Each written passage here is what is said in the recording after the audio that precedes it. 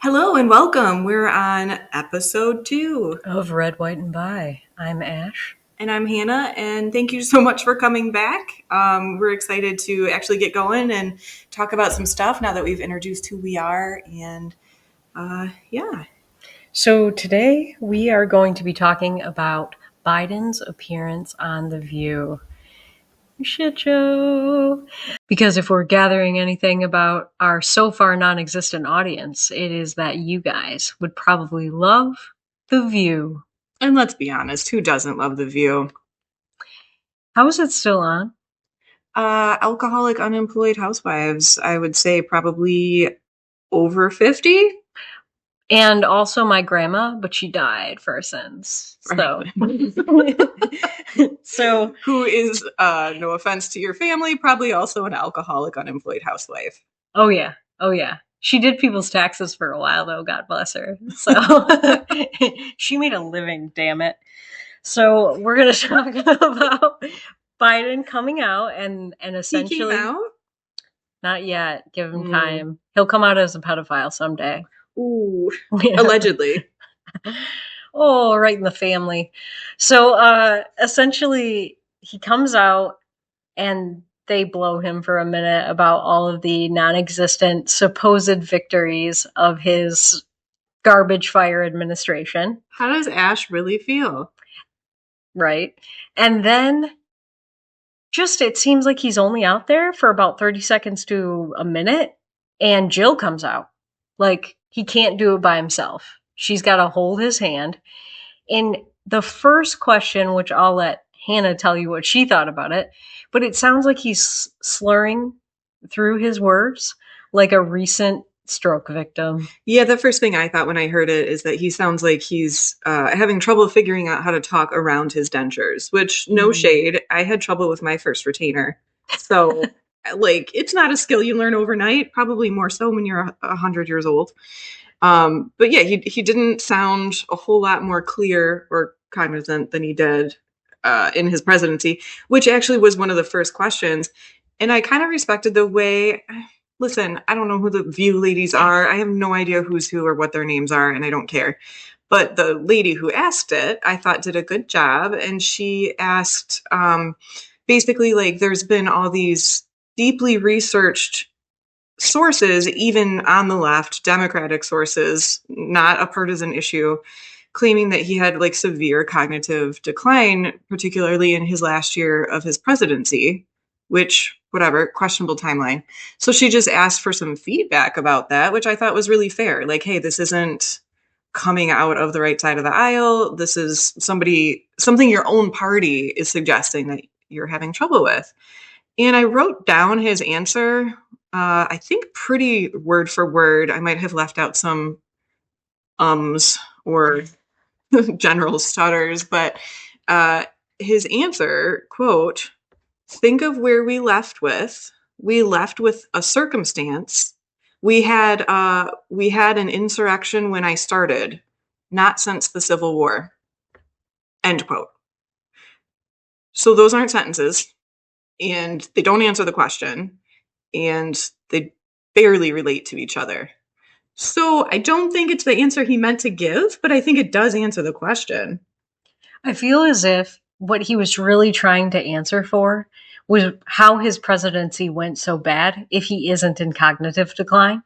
And I feel like he tried to blame January 6th and then transition to the pandemic, and essentially was saying that they had to pick up where the other incompetent outfit had left off. So basically blame Trump's presidency for the fact that he was a failure because whatever happened, it wasn't due to his obvious dementia. And Ash, just to follow that up, not since the Civil War. Not since the Civil War. I mean, what else do you need to know about it? But, like, in all seriousness, as a healthcare worker who worked at a hospital during the entire pandemic, still have trauma, by the way, thank you very much. I have to say, like, we were probably, and I don't have the timeline exactly down, but we were probably in month 10 or 11 of the American experience of the pandemic by time Biden actually got into office. So, yes, there was definite overlap with the previous administration. I do think that the majority of what we experienced probably happened under the Biden administration. Um, so I'm not sure, even if you want to say it's 50-50 or whatever, I'm not sure you can contribute the entire handling of the pandemic to just one or the other. Trump actually, I would say, handled more of the bulk of it. Like the lockdowns began under Trump. It was a lot of it was up to governors in the end, like if we were gonna be locked down or set free. But I feel like was it Dr. Birx and Dr. Fauci were the two that were You would know better than me. I have no idea. I know Fauci. but I feel like he listened to both of them and he just probably did what most presidents would do at the time, which was like, if we've never seen this since Spanish flu, I'm going to listen to quote unquote experts and we'll handle it from here, kind of a thing. I think he followed the instructions of Fauci and Birx, and you can go back and say that he didn't, or that it was not some of Trump's doing, but truth be told, for the most part, a lot of the things people hated about the pandemic were due to Trump and our governors following people they thought were experts. And Well, hated or loved, right? I mean, I got to say, when COVID started, I was what I would consider still pretty left. Um, I was a little surprised, not a little. I was a lot surprised by the way Trump handled it. I was sort of like, I kept waiting for the other shoe to drop. Like, oh, okay, he's listening to what we consider scientific experts. He's making bold moves. He's surpassing like traditional pipelines for FDA approval. Like, I got to say, as someone on the left, I didn't know what to make of it. It felt like, what's the catch? Because from that perspective and like from that camp, I thought he was doing a decent job. That was my like gut reaction to the initial rollout of how everything was being handled. sure, and So for me, as somebody on the left, I was pleased about like the things you're saying that you hated about the pandemic. I think for a lot of people on the left were the things that they were really proud of and excited about. Like, hey, we're taking these steps and we're protecting each other. and to be quite honest, Hannah's reaction, if she was still someone, kind of on the left or left leaning when I met her, it's like one of the things that I really liked about you was that they were telling us to go sit at a table on our first date and wear a mask to the table and then sit at the table without a mask and eat and then put a mask back on to leave. And she didn't put the mask back on to leave. She just walked out. And I was like, I like this girl. She's got chutzpah.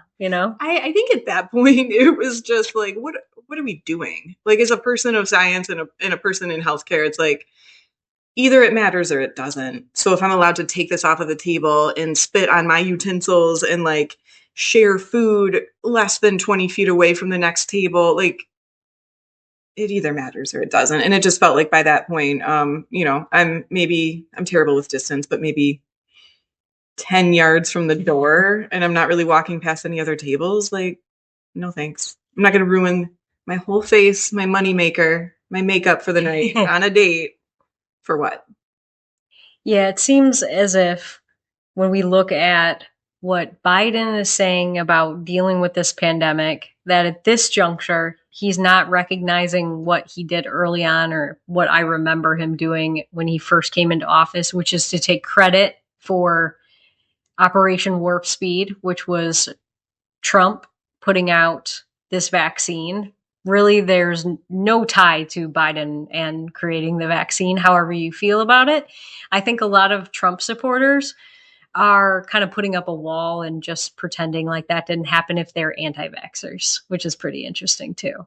What's interesting to me, additionally, is that I obviously can't speak for people on the left, but if I could try to put myself in their shoes, I don't think you'd want, if you're pro vaccine, to give Trump any credit for that.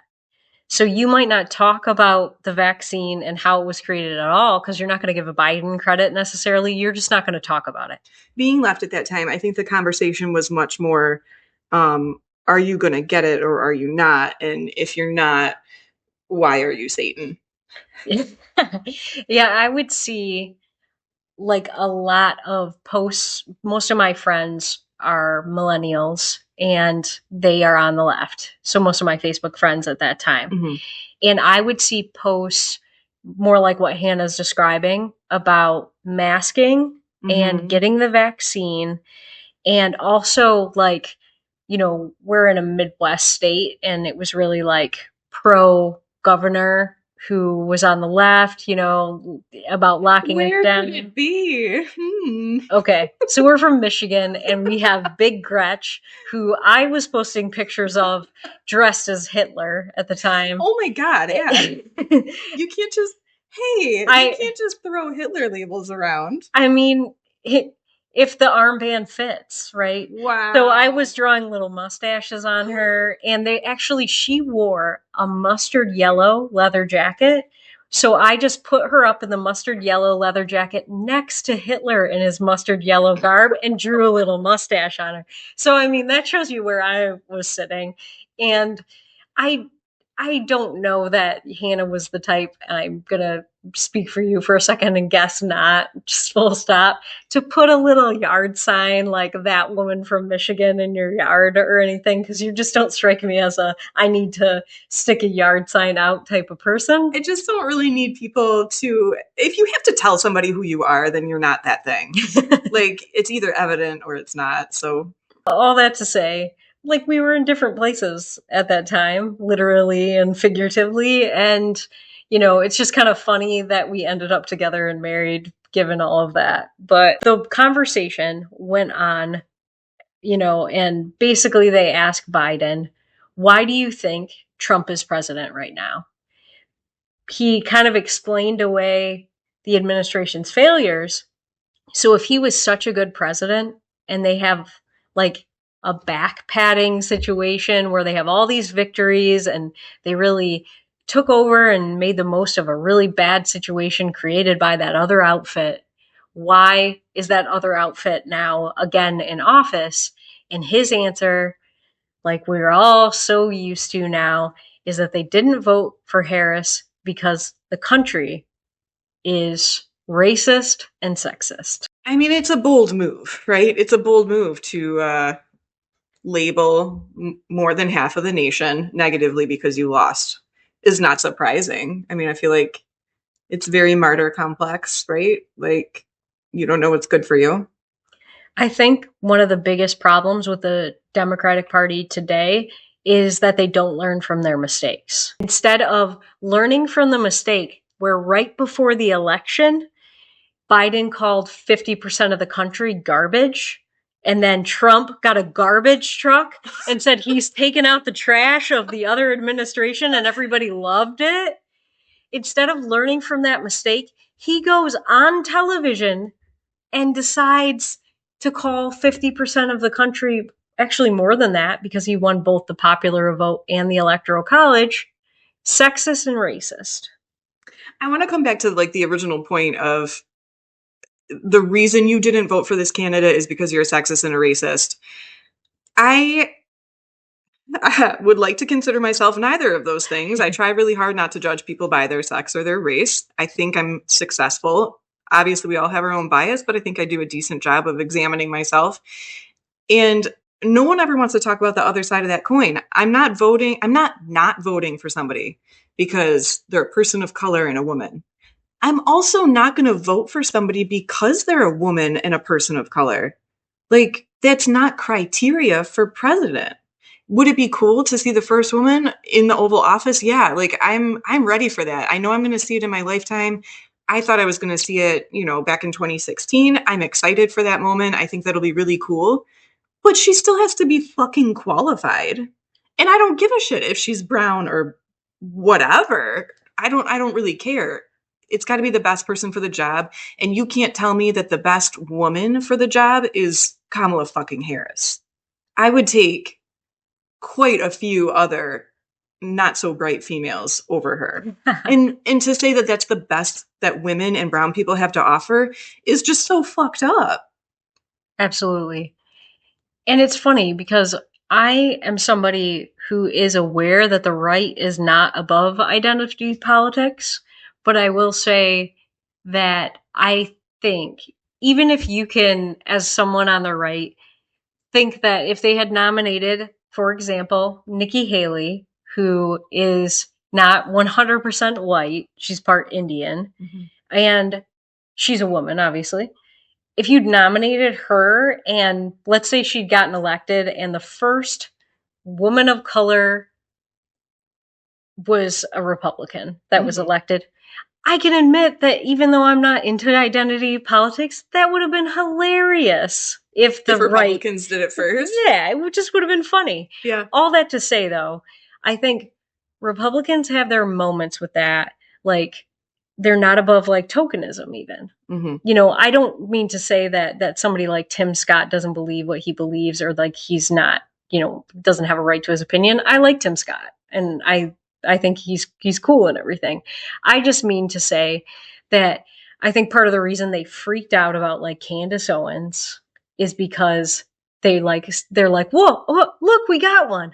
I felt a little gross about it, like because she's a black female and a Republican, it's like a sideshow or something. Like I didn't like it. It felt like usury. It felt gross to me. Now that I know Candace Owens is a disgusting human being, um, I don't care as much. But And I will say what's interesting is that there are a lot of like really smart black conservatives like Thomas Sowell, who I think most Trump supporters don't even know who he is. mm, And it's like, if you guys were looking and this is really what you're trying to find, there are people around who would be a much better example. But probably 70% of you guys thought Candace Owens was the shit. And like, I don't get it. well, and clearly they didn't really look into who she was because I feel like a lot of her beliefs are extremely fringe and polarizing and not in keeping with certainly what I hope mainstream Republicans believe. Yeah, and what's really interesting about her is if you looked into her past, you would see that she was kind of groomed by people on the left to start. She started out as a leftist. Oh. Then for a while, she had, espoused the same beliefs as like you or I, like Hmm. as, and then all of a sudden they started to change. And I really think Candace goes where the dollar takes her. I Hmm. think she's like the wind, as Patrick Swayze used to sing. But all that to say, um, they're not above it. However, part of the leftist culture now is identity politics. It's built into the DNA of progressivism, and that's not true of the right. I really don't feel like it's something that is like they have to have it, where I think now you have to have people who are not old white men. They might be at the top of things still, like Joe Biden, but I feel like it's very important on the left to have representation of other types of people. And if you don't, even if it's somebody who is incompetent, like Harris, we'll just roll her out to prove that we're not all about old white men. And I think that's part of their undoing. Yeah, I mean, I see your point. I definitely think that on the left right now, it's heavily there's a heavy emphasis on identity politics. I don't think the right is above it, and I don't think that it is very unreasonable to think that like pretty soon they might even just match each other on it. Um, it whips people into a frenzy. It gets people polarized and passionate, and I think very quickly people are learning like this is the way to get the kind of like it's the very like demagogue kind of way to appeal to people's emotions and get these rabid followers. So I wouldn't be surprised if, you give it some time and they're the same on it. I mean, that's why it's important to have these conversations. Like you are not who you vote for. That is not a personality. It's not a personality trait to be a Republican. You are a complex person. You have multiple values. You have a lot more to you than this prepackaged bullshit idea that you have to walk in lockstep with like fucking a marketing idea. So I'm not optimistic that it's one side that is like employing these tactics versus the other. I think they're similar, and I think if you give it enough time, they'll be the same. I think it's a good point, especially because they had people like Milo, who his whole brand was to be a gay conservative, and he used to call Trump Daddy Trump and all of this stuff. And then he Who said, the fuck is Milo? He goes by one name, like Cher? no, it's just that it was long enough ago that I can only remember the last name of the guy from Gilmore Oh. Girls, and it's just not coming. He has a Greek last Milo name. Ventimiglia. Yeah, and the Milo I'm talking about, I feel really stupid for not knowing his name right now. I had to look it up. Milo Yiannopoulos. So he used to do all these appearances back in England, and he kind of made a brand out of being like a contrarian conservative gay. And at the time, like, it worked for him and he did all these shows or whatever. And then he basically excused pedophilia by saying that Father Michael, the one who molested him, was kind of like a hero to him in the end because he taught him how to give good. Yeah. Oh no. So at that time, like, everybody thought of him as kind of a apologist, and that's something that doesn't fly on the right, is apologizing for pedophilia or like making like hard stop. It shouldn't be acceptable to anybody. Yeah. And he was trying to make light of a trauma, which is his, but at the same time, people took it as, you haven't processed your own trauma, so now you're kind of making heroes out of people who hurt others. And that's not cool with us, so he kind of fell from grace. Then he tried to do the grift thing, where he first he married a black man, and then he tried to say that he had really, really gone into Christianity and he wasn't gay anymore. And the right just didn't take him back after the pedophilia thing. They didn't care that he was still trying the grift. And it's like, with our podcast, I don't want people to think that it's like a Milo grift or anything. I want people to know that your identity doesn't necessarily control every other aspect about you. Like, a part of your identity doesn't have to control your politics. Mm-mm. And so, like, I feel like I want to create some hope that maybe one day we'll just be the people we are and believe the things we believe. But I think you're right that the trend is showing that more people are falling into the trap of identity politics than people who are resisting it. And you're probably going to end up right. Maybe I don't have enough faith in humanity. Oh, I don't have any faith in humanity. I'll start right there. So, speaking of not having any faith in humanity, let's move on to the Pope. Oh, can we? Yes, of course. I gotta say, the Catholic ladies at work were swooning. We had a fire drill while all this was going on. Everyone had their phones out. Everyone was huddled around and just like, oh my God, an American Pope. There's a Filipino lady I work with, and from what I understand, there was a Filipino candidate for Pope, and she was really excited about that for good reason.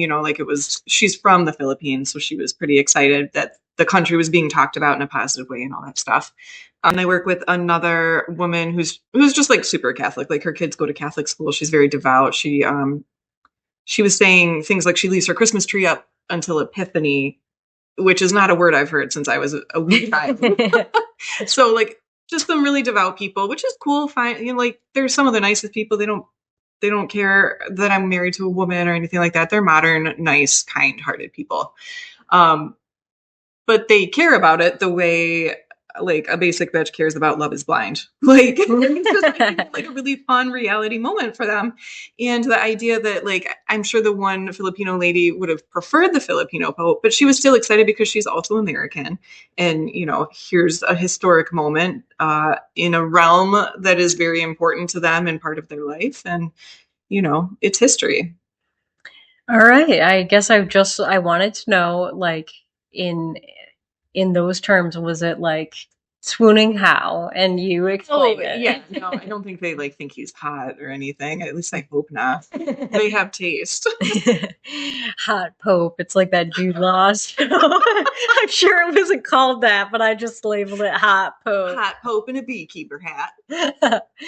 My favorite thing that I saw was a corgi in a Pope hat named Waffles, and it's like, Waffle for Pope, 100%. I'm on board. I'd vote for Waffles. I've actually seen on both sides some, like, people claiming the Pope already, like even though they don't really know what kind of Pope he's going to be. Mm-hmm. For example, there was like Life News or a pro life publication that had used a quote about not discarding life any kind from this new Pope because they want to claim like, hey, maybe more so than Francis, this will be like a pro-life Pope. At the same time, we're seeing articles where it's like he is not going to be on the side of Trump because he's reposted some stuff about Trump and Vance that are, anti their stance on immigration, kind of in line with the previous Pope. I have a push notification on my phone right now that I'll read from the BBC. World should expect friction between Pope Leo XIV and Donald Trump, President's former strategist Steve Bannon tells BBC. So immediately, I feel like there's all these like political ramifications about who the Pope is, and maybe I just don't care enough about the papacy to have noticed this before, but it just doesn't. I mean, this is not medieval Europe. Like the Pope, certainly in America with separation of church and state, shouldn't really matter in terms of American politics. And I'm surprised to see any kind of left response about like, oh, this is good for the world because he's anti-Trump, anti-Vance. Excuse me?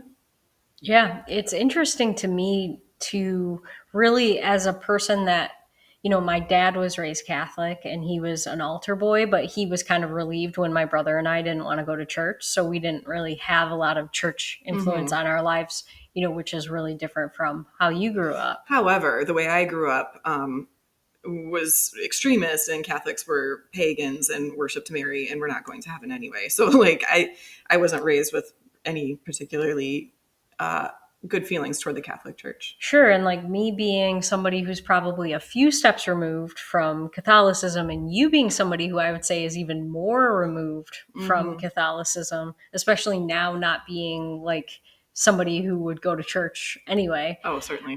It just makes me wonder what most Catholics feel about papal authority in 2025. In America, 2025? Yeah. Yeah. Like would the Pope's influence, if you were like a strict Catholic, make you think about your vote if you voted for Trump last time? Or That's a good question. I mean, I work with those ladies, but I don't have enough like devout Catholics in my life to really know how modern day American Catholics feel about the Pope. yeah, I get the sense that, and you could probably tell me which Bible passage it is, where basically there's something suggesting that maybe leaders are like anointed by God, and in that way they deserve some respect. Oh God, the pressure's on. I know there's the verse like God sets kingdoms up and tears them down. Or there's that like give to Caesar what is Caesar's, like respect the authority that you're under. But yeah, I'm pretty far removed from that stuff now, and a lot of the stuff I used to know I just don't anymore. So I feel like if you're a Catholic and you adhere to that, and you think that the papal authority is something that's worthy of your respect and you acknowledge it, I feel like at the very least you might feel a bit torn if you were a Trump supporter, but the Pope is telling you that there should be open borders. I don't know. I mean, it's a little similar to the way I was raised. Like, when I was a kid, there was Bush and then there was Clinton, and Clinton was obviously a Democrat, and that was at odds with a lot of the fundamentalist views of the church I was in. So there was some cautious speaking out against the presidency. Sure. That I remember from a young age, but I think the congregation was probably pretty split in terms of how seriously they took that in front of a poll. You know what I mean? A polling booth. And maybe that's a good thing in a way, because like your church, if people are free enough to make their own decisions in the church, it should look a lot like the country, like just because you have certain values and maybe like we could learn a lot from this. Just because you go to a particular church doesn't mean that determines everything about your politics. And Right. and it's like, just because we have certain labels or people are going to label us a certain way doesn't mean that the way they decide that we should behave is how we should behave. So I have no idea what most Catholics are thinking, but I think a lot of it for both, Trump's post 100 days, how he's going to act, and how this Pope who's just newly elected will act remains to be seen. Yeah, I'm surprised to see, and maybe it's because he's American, but I'm surprised to see investment on both sides in like, oh, how is this going to reflect on the presidency or like, American politics? It's like, well, it shouldn't. Okay, so yay, Pope, congratulations. Stay the fuck out of my politics, please, and thank you. To move on, I want to talk about something that I stumbled across on Facebook in the wild. So, given my politically checkered past and past left leanings, I still have a lot of people on my social media that believe that way. And, like, no shade. Everyone's got to come up to their own conclusion with what's going on, and everyone's got to do what's right by them. I don't care. But I will say that this one, like, gave me pause. So it was a meme from somebody I know who, I don't know if is this a popular format, Kristen Bell, like leaning out of a window, whispering or something? I've seen it a couple times, but it Okay. might only be popular on the left because they don't know how to meme, but go ahead. So it's Kristen Bell leaning out of a car window, like to talk to you. And the caption is, rich people aren't telling their kids to skip college, just yours. So it's interesting to me that this came up because I was just talking to somebody about her son graduating, and his plans are to go he graduated with an associate's degree, and his plan is to go on and get like an HVAC certification and do that whole thing. And we were all talking about it, and it's like, that's super cool. I wish my parents had encouraged me to be a little bit more vocational and marketable. And we were talking about how, as millennials, we grew up in a time where it was like, if you don't get a college degree, you're not going to have a livelihood, to the point where it didn't matter what you were studying. In fact, we were encouraged to study something that we felt passionate about, but you have to get a degree. And so, it's an old story. Here we are, most people in our generation are in college debt still, with degrees that are barely employable. We really got conned, I think, in that regard. Even my degree, which is science-based, wasn't enough on its own to get employment, so I had to go back and do a lot more school to get the job that I have now. So to me, it's interesting. The person who posted this doesn't have a college degree, and they might feel like their life circumstances, their socioeconomic level at this point, is due to the fact that nobody encouraged them or helped them to go to college. There might be a chip on this person's shoulder because of that. And that's their reality, and that's fine. But I'm curious, as somebody who also went to college and you're not working in your field, um, what do you think about this? I say this, half jokingly as somebody who blames the government for a lot of my problems. I think it could be showing a lack of self awareness to blame elitists, rich people who are thinking about their own children and not you, that their conspiratorial decision to tell you not to go to college is the reason that you haven't gotten ahead in life. And I will say, as somebody who had a college degree and spent time working midnights at a gym after I couldn't really get a job in my field, this kid I went to high school with who didn't graduate and spent some time on math. Oh, that's a choice. Yeah. He was our class clown. He was in my ninth grade health class when he was a senior because he never passed health. Mhm. And it was a requirement to graduate. And there They just couldn't get down that chlamydia was a communicable disease. Yeah, or maybe that like meth was dangerous, for example. Our public school system has failed. Yeah, it has. Yes, it has. So he came into the gym and he was telling me that he had gotten a really good high paying job at a Honda plant near where we lived, and that he was making so much money, but that I better not go over there and apply because A, they wouldn't really hire me, and B, if a woman gets hired, it's not really a great working environment for women. Oh, like for safety? For safety reasons. He thought, I'm a 4'11 female, and he thought the guys would give me a hard time. She says 4'11, guys. She's cheating up. Oh yeah, I forgot I'm 4'10 actually. Sorry, I lied. But essentially, I knew he might have been right about that, and I remember thinking, geez, maybe I should go to jail for a while so that someone places me in a nice job, because college sure didn't work out for me. So to hear someone who isn't 4'10 say that, maybe it's this elitist conspiracy to keep me from having a good life, when really it's like you could have studied at a 2-year college, a vocational school, and, done something else and just made a different choice, just seems a little unfair. Like, I had to make the most of my situation after I got a degree that didn't work out for me, and like, we do fine. Yeah. So it's like, no one's out to get you. The government, is taking way more of our money than I think is fair, but I still have to pull myself up by the bootstraps and make the most out of my life, and so should everyone. And I think the idea that it's elitist to go to college is, listen, we all have our own background and we all have the challenges we've had to overcome to get to the place we are today. I'm not saying my road was harder than anybody else's. It probably was easier than many people. So, this idea of privilege, I can't say how much I do or don't have. I know my journey isn't as complicated as some people's. However, nobody paid for my fucking school.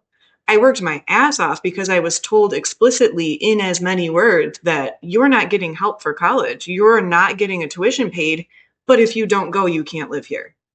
So that was my motivation the entire time. I realized the person who posted this had their own issues in childhood and their own challenges to overcome. And I don't know what that journey looks like, but you can't say like I had some kind of like cushy road to education because my parents were rich. They were not rich. And they didn't, even if they had been, they didn't help me in school.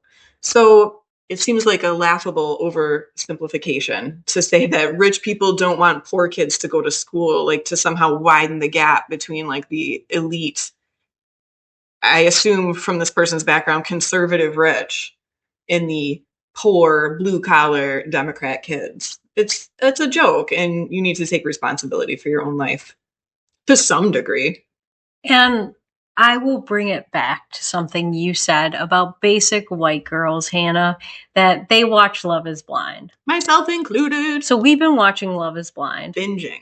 And there was the guy Ramses, which I think it's Ramses, but it's his name and it's whatever. I prefer Ramesses. Ramesses. And he was talking about how your politics is like a huge part of who you are, that it's part of your other values, and it kind of tells a lot about who you are as an individual, when he and his fiance were fighting about military service. All that said, I think that in part that guy was right. Like, they didn't have the same values, and it was really indicative in a lot of the fights that they got into. And I think, Hannah, we were talking about earlier something completely unrelated, which is just that you are a resilient person. That you're somebody who makes the most of the situation you're in, and in a really practical way will like find a way to betterment. And the idea that you are this person and the other person is maybe just not doing that for whatever reasons they have for not doing it. The person who posted the meme we're talking about? Yeah. They might be just kind of stuck. And it comes down to, I think, something kind of fundamental. You wouldn't consider yourself like a leftist or a progressive anymore. No. And in a lot of ways, I'll just say, like, it makes sense to me that somebody who maybe would consider themselves those things is finding an excuse, blaming it on the rich, blaming it on the elite, that they didn't go to college. And because of that, they're like stuck in life. I don't think that's exclusive to the left. I think the left, oh, sure, no. Blames their problems on the right and elitists and rich people keeping them down. I think the right blames the left for their problems and lazy freeloaders and like socialist unemployed people keeping the country down. So I don't like it's mudslinging either way. I just find this to be a hilarious example of you're making your personal problem someone else's fault. And whether you're doing that from a right perspective or a left perspective, you're stupid and Yeah. it's wrong and grow the fuck up. Yeah. And just to like what we were talking about, how maybe the right doesn't lean as hard into identity politics as the left does. There are still elements, just like what you're saying, of like blaming something other than your own choices and actions on the right and the left. That is part of the DNA now. Like I joked, you know, I can blame the government for a lot of my problems, but at the end of the day, I still have to figure out a way to solve my day-to-day problems and get to a better station in life. And for the person that posted that meme, for whatever it's worth, I hope that they do too. I hope that that person finds the peace and stability that they're looking for too. Everybody deserves that.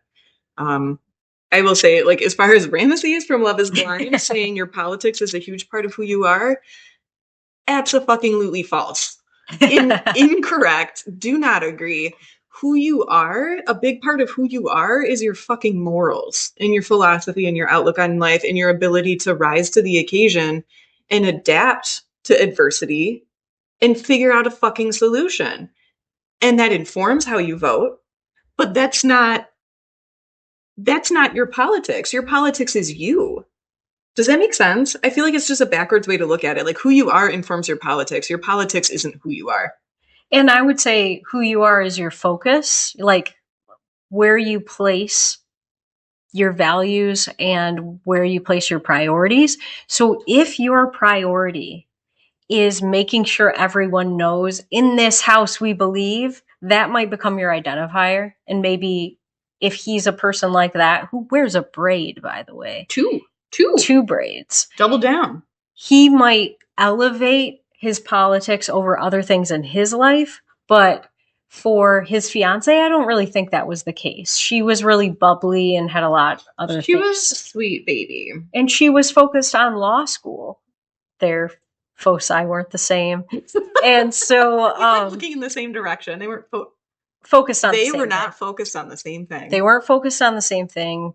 And if you're somebody who, like, being gay is your identity, that can become like all you are, all people see you as. We have the fact that we're bisexual, but obviously we are making this podcast because we're about more than that. And we're glad you guys listened today. Yeah, if you guys got something out of this, we're so happy and grateful that you gave us a chance and that you're listening. We're getting our feet under us as far as this goes. It's new to us and we're trying to give you the best conversation that we can. We hope you enjoyed it. See you next week. Bye.